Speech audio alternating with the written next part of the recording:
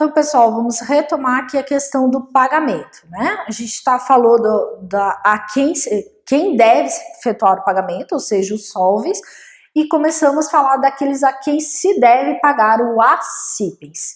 Lembre, a regra é que o pagamento é realizado diretamente ao credor ou ao seu sucessor, ou eventualmente sucessor decorrente de uma cessão de crédito ou sucessão causa-mortes, né? Os herdeiros, legatários, etc. Então, a gente viu que a regra é o pagamento efetuado diretamente ao credor. Mas o pagamento pode ser realizado ao representante do credor, como a gente falou também. O representante legal, pais, tutores e curadores, representante judicial, inventariante, administrador, etc. E representante convencional, é decorrente do contrato de mandato. Então, cuidem, gente. Quando o pagamento é efetuado a um representante do credor, cabe ao devedor buscar comprovação da condição de representante, sob pena de quem paga mal, paga duas vezes. Então, cabe ao devedor ter certeza absoluta da condição daquela pessoa de ser representante legal, judicial ou convencional, sob pena de que o pagamento não tenha validade e o credor possa vir exigir novamente a realização do pagamento. Tranquilo? Vamos continuar aqui. Pagamento realizado ao portador da quitação, artigo 311 do Código Civil. Isso tem muito a ver com a questão também dos títulos de crédito, né? Quando efetua-se um pagamento de um cheque, de uma nota promissória, de uma duplicata, em regra é restituído o título a essas pessoas. Existe aí uma presunção de pagamento se o título está nas mãos do credor, do devedor, após o vencimento dessa obrigação. Então, se eu sou devedor de um título de crédito, no momento em que me é entregue esse título, há uma presunção de pagamento. Da mesma forma que se o pagamento é realizado a alguém que porta a quitação, o recibo ou o cheque ou um outro título de crédito, considera-se que essa pessoa tem um mandato tácito, presumido. Então, presume-se válido o pagamento. Então, se eu chego a uma pessoa que não é o credor, mas ela porta a quitação, recibo de quitação, porta o título de crédito, há uma presunção de validade do pagamento. Só que essa presunção é uma presunção relativa, iuris tantum. Por quê? Admite-se prova em contrário. Mas a quem cabe essa prova? Ao credor originário. Cabe ao credor provar que, eventualmente, o recibo, o título de crédito ou algo do gênero, ela se extraviou, foi furtado, né? A necessidade de prova por parte do credor para que haja aí, afaste a presunção de validade do pagamento realizado ao portador da quitação. Tranquilo? Vamos lá, continuando. Validade do pagamento efetuado a terceiro que não o credor. A regra, eu pago ao credor ou ao seu representante, legal, convencional ou judicial. Pago ao portador da quitação, com a presunção ali da validade do pagamento. Mas também há umas circunstâncias em que o pagamento realizado a terceiro que não o credor pode ser considerado válido. Vamos lá. Pagamento efetuado a quem não tem direito de receber pode ser válido quando? Artigo 308 do Código. O credor ratifica ou confirma o recebimento ou quando o pagamento reverter em seu proveito. Pense, pagamento realizado ao filho do credor, né? Então, em regra, o filho do credor não é representante legal, nem convencional e nem judicial, consequentemente, o pagamento não seria válido. Mas se após o pagamento realizado a ele, o credor vai lá e ratifica, confirma o recebimento, entregando o recibo de quitação ou o título de crédito, é considerado válido o pagamento. Ou quando se consegue comprovar que aquele valor reverteu em proveito do credor. Como que eu vou fazer essa prova? É uma prova um pouco mais difícil, né? Porque, em regra, os pagamentos realizados, por exemplo, em dinheiro, por depósito judicial ou algo do gênero, há necessidade de um extrato bancário ou algo do gênero. Então, numa ação judicial é possível se exigir, né? Se você tem conhecimento, você, por exemplo, efetuou o pagamento com o cheque cruzado, então é possível se exigir lá uma cópia do cheque para provar que foi entregue ao credor, né, nominal ou algo do gênero. O credor foi lá e endossou o título para que terceiro viesse a receber ou algo assim. E também a possibilidade aí, se for a entrega de um bem, comprovar por testemunhas ou por outros meios de prova que esse bem, né, foi entregue ao credor, reverteu em proveito do credor de alguma forma. Então aqui, se provar que o credor ratificar ou se provar que o pagamento reverteu em seu proveito, é considerado válido o pagamento realizado a terceiro, que não o credor. Pagamento efetuado a credor putativo, artigo 309 do Código Civil. O que é o credor putativo, né? O credor putativo nada mais é do que aquele que se apresenta ao devedor como credor e tem aparência de credor, né? Lembrem que nessa circunstância o devedor agiu em erro, mas não pode ser um erro grosseiro, tem que ser um erro excusável, desculpável, uma circunstância em que a maioria das pessoas poderiam também incidir nesse erro. A gente pode pensar em algumas circunstâncias assim, um herdeiro, uma pessoa que a gente sabe que é herdeiro, se diz único herdeiro para o credor, para o devedor, e o pagamento é efetuado integralmente a ele. Então, um pagamento realizado a credor putativo. Eu acreditava realmente que ele era o credor e efetuei o pagamento a ele.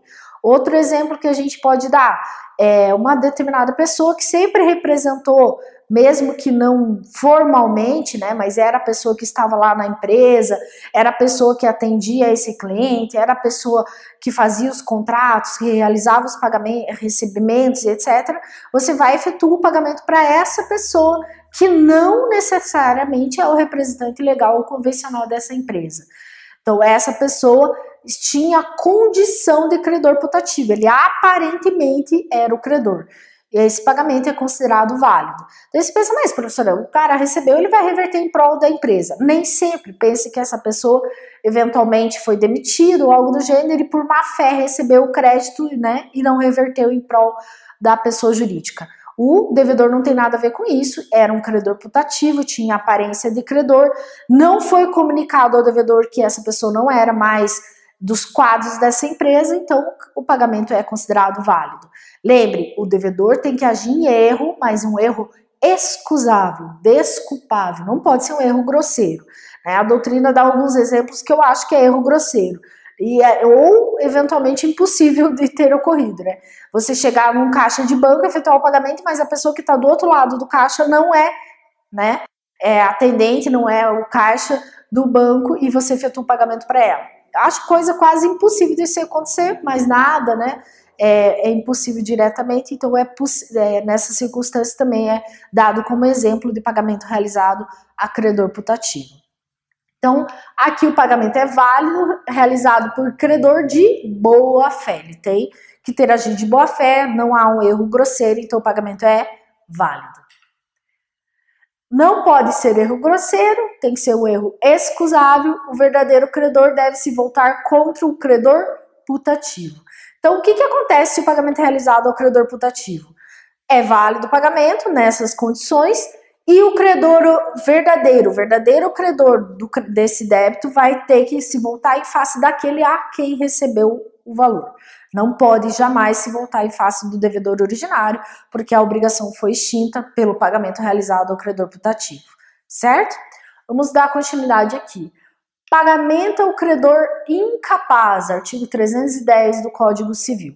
Lembre sempre que o incapaz, absoluto ou relativamente incapaz, ele tem que ser representado ou assistido nas relações contratuais.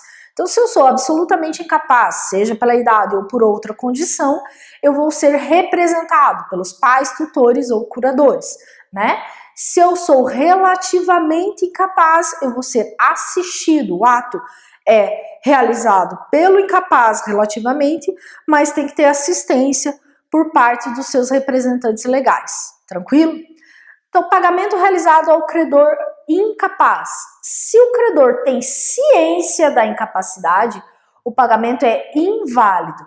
Então, se eu sei que essa pessoa foi declarada incapaz por uma circunstância posterior, ou eventualmente que o credor originário faleceu e seu herdeiro é incapaz, menor de idade, e eu realizo o pagamento sabendo que ele é incapaz, o pagamento não é válido. E quem paga mal, paga duas vezes. Então, ele vai pagar novamente ou tem que provar que o valor no todo ou em parte reverteu em favor do incapaz. ou ele paga novamente, ou faz a prova semelhante à hipótese lá do pagamento a terceiro que não o credor, faz a prova que o valor reverteu em prol do credor incapaz. Como que eu vou fazer isso? Extrato bancário, cópia do cheque ou qualquer circunstância que consiga demonstrar que aquele montante reverteu em prol, ou aquele bem, aquela coisa reverteu em prol do credor incapaz. Tranquilo? Então lá, se o credor desconhece a incapacidade, o pagamento é válido, independentemente do valor ter revertido em favor do incapaz. Então, credor conhece a incapacidade, sabe da condição do incapaz, pagamento não é válido. Vai ter que efetuar o pagamento outra vez ou comprovar que o pagamento reverteu em prol do credor. Credor desconhece a incapacidade, o pagamento é válido. E não importa se o montante reverteu em prol ou não do incapaz. Então, o erro aqui do credor, ele desconhecer a incapacidade, o erro tem que ser excusável. O credor tem que ter agido com dolo e ocultado a sua idade. Então, o credor incapaz, se ocultou a idade ou agiu com dolo no momento de receber o pagamento, não informou da sua incapacidade, não havia possibilidade do devedor saber da condição de incapaz do credor. Então, o devedor não sabe da incapacidade, então realiza o pagamento ao credor incapaz, desconhecendo essa condição de incapaz, e o pagamento aí é considerado válido, independentemente de reverter ou não em prol do credor incapaz. Tranquilo? Aqui não é credor, gente, é devedor desconhece incapacidade, desculpe. Condições objetivas do pagamento. Já falamos das condições subjetivas do pagamento, então já falamos a quem deve pagar e a quem se deve pagar, tranquilo? Falamos do credor putativo, do credor incapaz, de terceiro que recebe, né, que não o credor, todas as circunstâncias em relação aos sujeitos a quem se paga e quem paga. Agora vamos falar do objeto do pagamento, ou seja, a coisa, em regra, o objeto do pagamento é a prestação debitória, ou seja, o dar, o fazer ou não fazer, certo? Então é a prestação, ou seja, a conduta, o ato humano do devedor, consistente em dar, fazer ou não fazer algo. Lembre que o objeto da relação obrigacional é a prestação, e o objeto da prestação é a coisa, o bem jurídico ou interesse que o credor tem em relação a essa relação obrigacional. Vamos lá. Regras em relação ao objeto do pagamento. Primeira regrinha, artigo 313 do Código. O credor não é obrigado a receber prestação diversa da que lhe é devida, ainda que mais valiosa. A gente já falou desse ponto lá quando estávamos falando do pagamento, né? Desculpe, lá das modalidades de obrigações. Vamos retomar aqui com relação ao pagamento. O objeto da relação obrigacional, seja a prestação em si, o dar, o fazer ou não fazer, seja o objeto mediado, né, no caso, o objeto da prestação, a coisa, o interesse, o bem jurídico pretendido pelas partes, no momento de realizar o pagamento, o credor não pode ser obrigado a receber coisa diversa, ainda que mais valiosa, e o inverso também é válido. O devedor não é obrigado a prestar coisa diversa, ainda que mais valiosa. Lembrando que aqui não é obrigado, mas as partes podem estipular de forma diversa e ocorrerá aí a dação em pagamento quando há a mudança do objeto da relação obrigacional, quando da execução da obrigação, quando do seu adimplemento. Tranquilo? Segunda regrinha, 314. Ainda que a obrigação tenha por objeto prestação divisível, não pode o credor ser obrigado a receber, nem o devedor a pagar por partes, se assim não se ajustou. Princípio da indivisibilidade, a gente falou disso lá nas obrigações divisíveis e indivisíveis, né? Se a prestação, mesmo que ela possa ser dividida, né, a prestação em si pode ser passível de divisão, de fracionamento, o credor não é obrigado a receber de forma divisível e nem o devedor é obrigado a realizar a obrigação de forma divisível. Lembre que eu não posso exigir que a pessoa receba uma parte agora e parte depois, se isso não foi previamente estipulado. Da mesma forma que eu não posso exigir nas obrigações alternativas que o devedor receba parte numa prestação e parte em outra, se isso não for estipulado. Obrigar eu não posso, mas as partes podem, de comum acordo, mudar o objeto da obrigação. Daí vai ocorrer ou a dação em pagamento, ou novação, se ocorre uma mudança da forma do cumprimento de obrigação, né, do prazo do cumprimento da obrigação. Então, essa é outra regra em relação ao objeto da obrigação. Então, regras ainda, artigo 325. Presume-se a cargo do devedor as despesas com o pagamento e a quitação. Se ocorrer aumento por fato do credor, suportará este a despesa acrescida. Então, como o pagamento é realizado pelo devedor, a regra é que todas as despesas para a realização do pagamento são a seu cargo. Pense que eu tenho uma obrigação de dar e entregar um cavalo, né? Seja, vamos dizer que é um cavalo de raça, com registro, etc., coisa certa. Ou que não seja, seja qualquer cavalo, coisa incerta. No momento em que foi estipulada a relação obrigacional, foi estipulado como vai ser realizada a entrega desse objeto, porque é diferente, né? Eu não estou falando em dinheiro, que eu faço um depósito na conta do credor e ponto final. Aqui é um objeto que não pode ser entregue em qualquer lugar, né? Então tem que ter algumas condições aí para que se realize o cumprimento da obrigação. Então foi estipulado que o devedor realizaria a entrega do cavalo na fazenda da pessoa próximo à cidade onde eles residem, né? E assim vai cumprir a obrigação com a entrega daqui a 60 dias.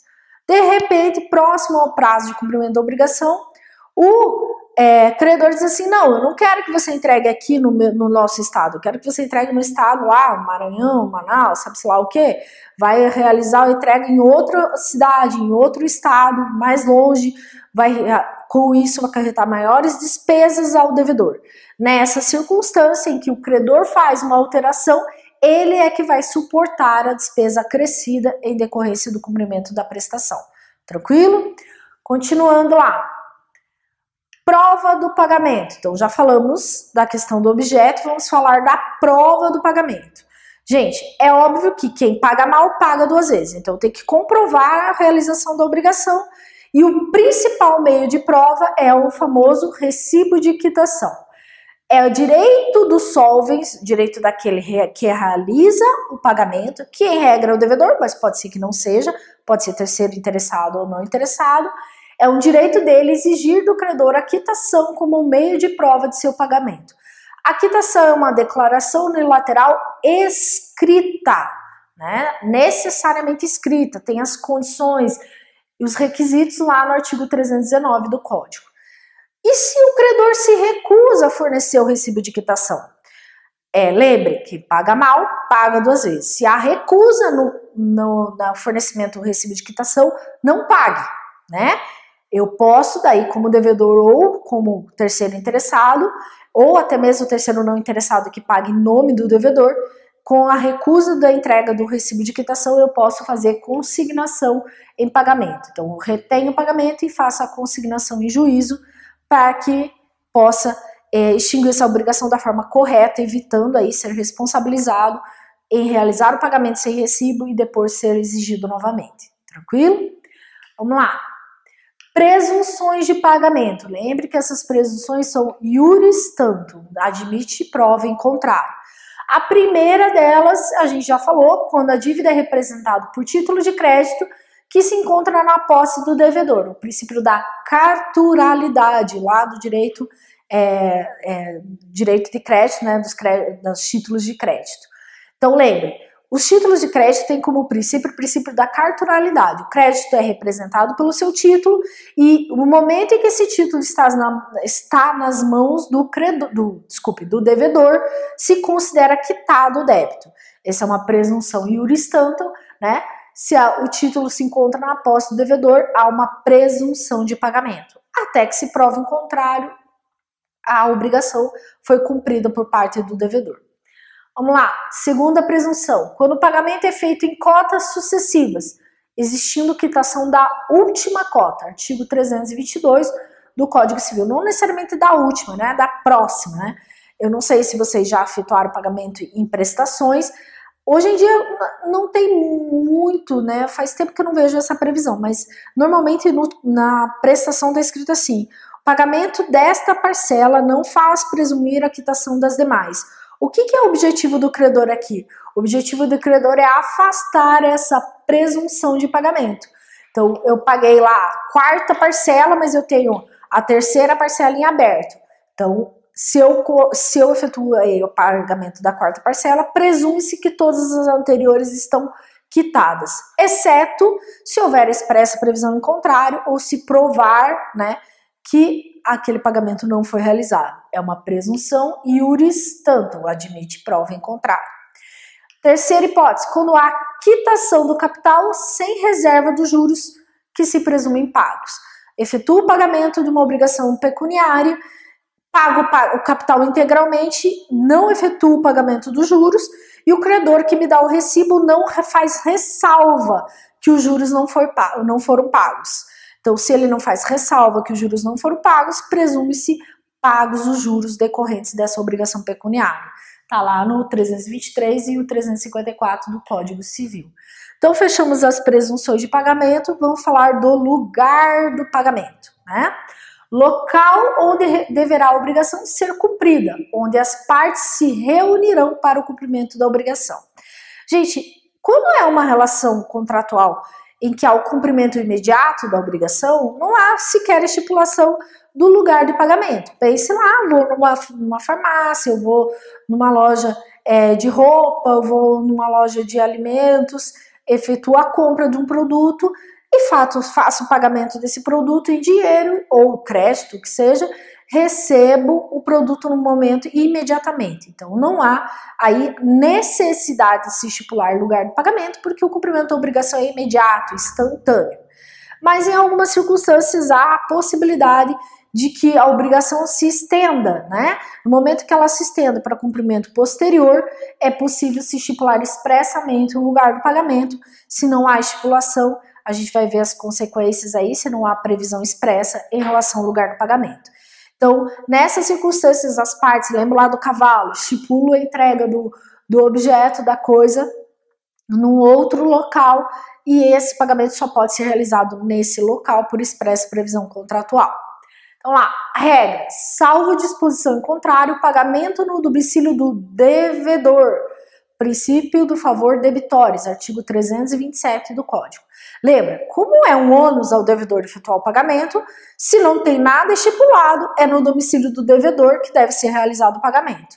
Então, se ele reside em Curitiba, é em Curitiba que vai ser realizado o pagamento, se não for estipulado em contrário na relação contratual. Vamos lá. Do tempo do pagamento. Obrigações, a gente tem que falar um pouquinho da diferença das espécies de obrigações. Obrigações puras, obrigações a termo, condicionais, né, e as modais. Lembrem, aqui a gente está relembrando um conteúdo lá da parte geral do Código Civil, chamados elementos acidentais do negócio jurídico.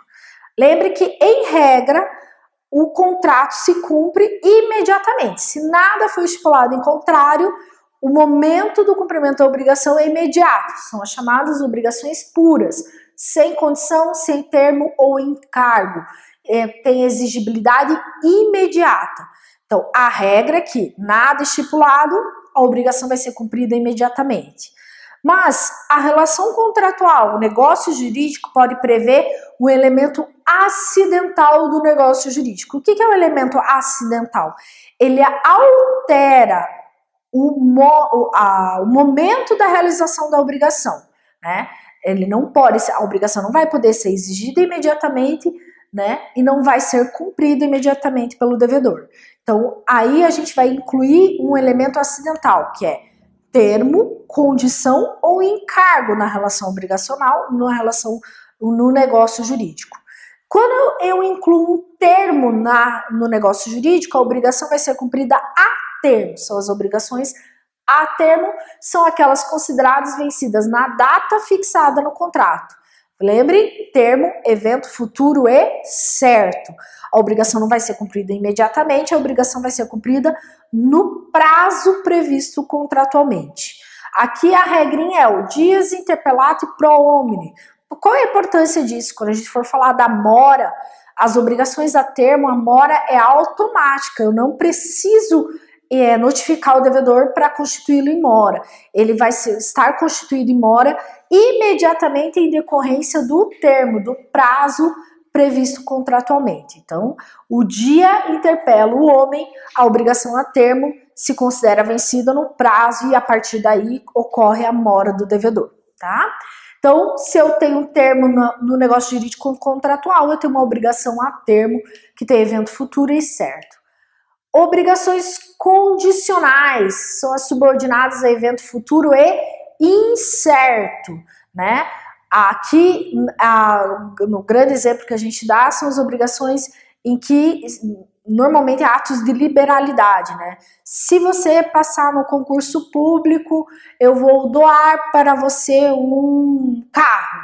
A obrigação não vai ser cumprida imediatamente, essa doação, esse negócio jurídico não é cumprido imediatamente, a obrigação de dar, entregar, no caso aqui, coisa certa, não vai ser cumprido imediatamente, ele está sob uma condição, um evento futuro que é incerto, não se sabe se ele vai passar no concurso público.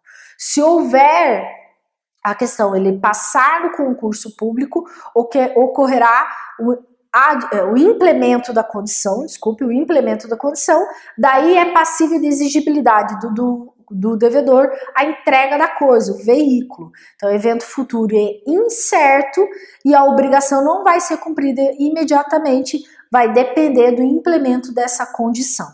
Tem as obrigações também que tem modo, né, um encargo, essas são menos comuns, né, normalmente o modo encargo, ela acarreta numa obrigação para o próprio credor.